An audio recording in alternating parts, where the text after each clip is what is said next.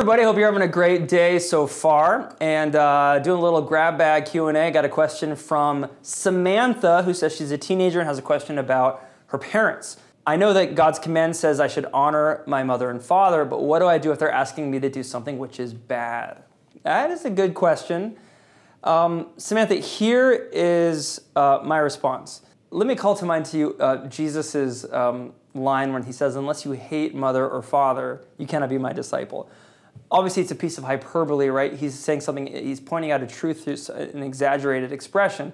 What he means is God's will, which is always unlimitedly good and true, finally is the criterion by which we measure any action, even the actions under our parents' care. That being said, God also gives you your parents, right? So the command to honor your mother and father is because your mother and father embody God's gift of life to you, right? God gave you your parents.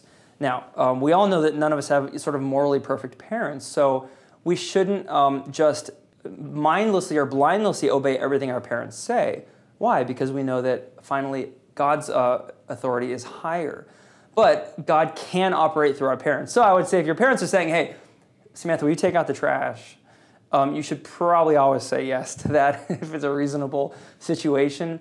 But in some circumstances, maybe your parents ask you to do something which really is questionable or goes against faith or goes against something which is legitimately good.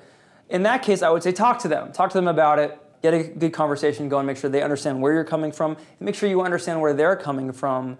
But can there be certain circumstances where you should not do what your parents say? I would say yes, of course, that can happen.